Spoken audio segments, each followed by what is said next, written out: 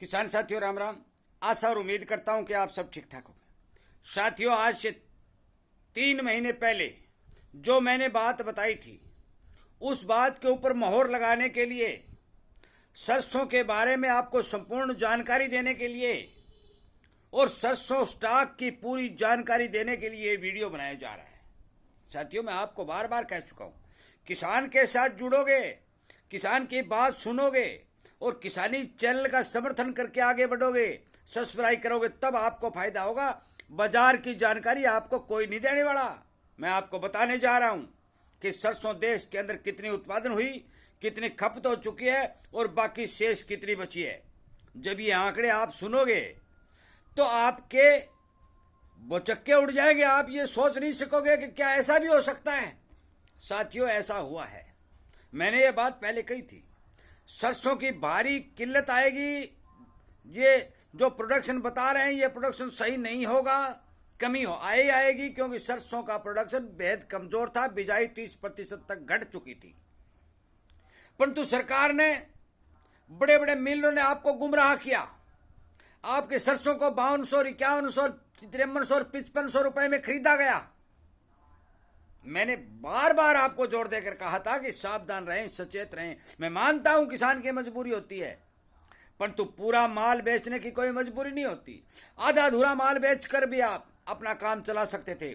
परंतु अब नुकसान जिन जिन किसान भाइयों ने अपने सरसों दे दी है, उनको होना तय है। ये आप सुन लें। साथियों, मैं सच्चाई बोल रहा हूं, चाहे कोई मेरी बात कड़वी है तो इसमें कोई दो राय नहीं।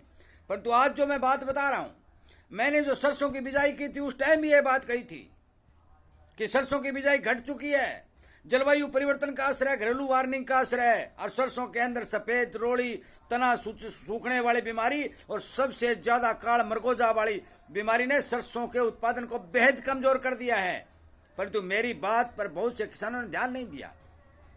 बहुत से किसानों ने वीडियो शेयर नहीं किए। किसानों की मदद करने के लिए उन्होंने अपने हाथ नहीं बढ़ाए, जिन कारण उन किसानों को, बेचारों को नुकसान हुआ। साथियों, आज मैं स्टॉक के बारे में बताने चाहता हूं।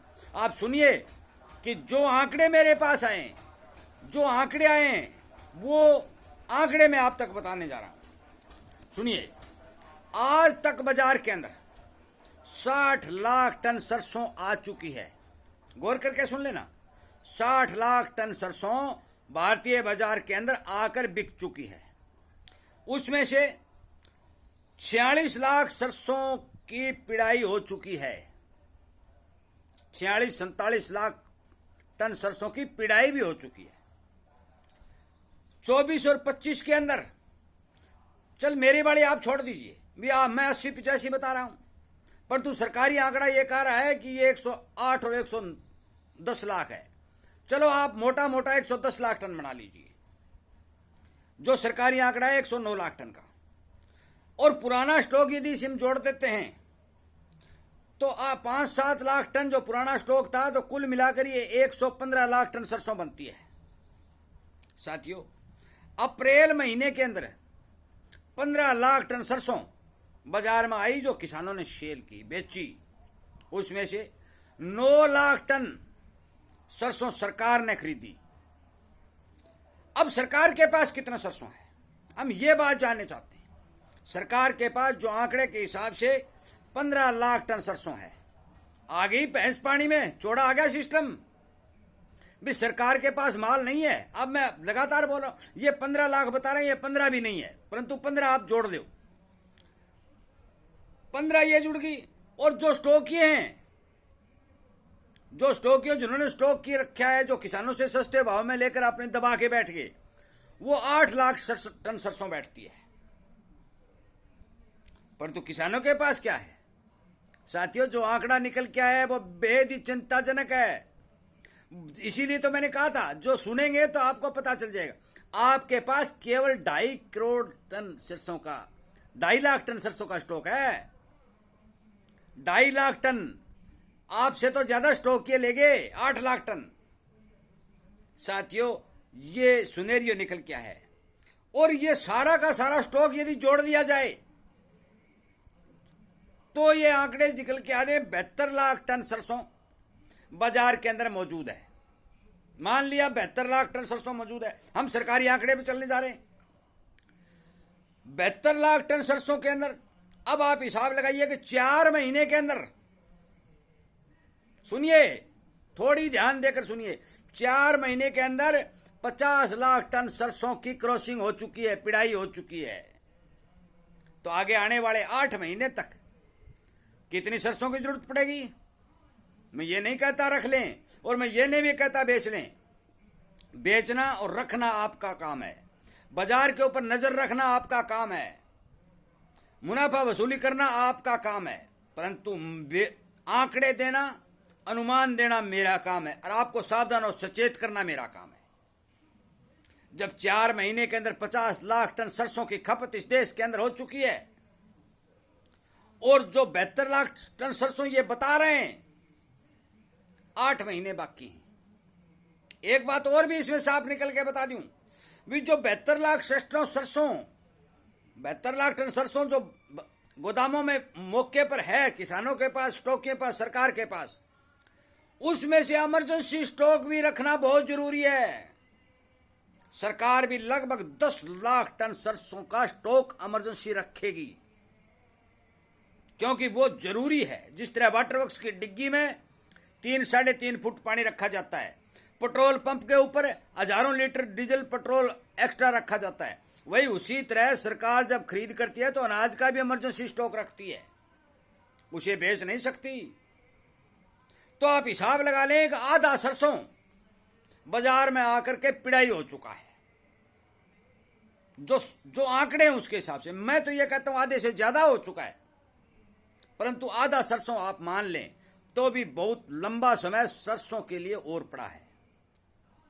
साथियों, जो बाजार की जानकारी मेरे पास निकल के आती है, मैं वीडियो के माध्यम से आप तक जरूर पहुंचाऊंगा। बहुत से ग्रुप वाले जो आंकड़े दे रहे हैं, जागृति एग्रो वाले, जिन्होंने मेरे को आंकड़े देने से मना कर दिया कि पैसे दो, आंकड़े नहीं देंगे। भाई पैसा नहीं दूंगा, एक एजेंसियों से आंकड़े लेगा, किसानों से भी नहीं लूंगा। ये फ्री सिस्टम है, फ्री चलेगा, पैसे वाला सिस्टम नहीं है।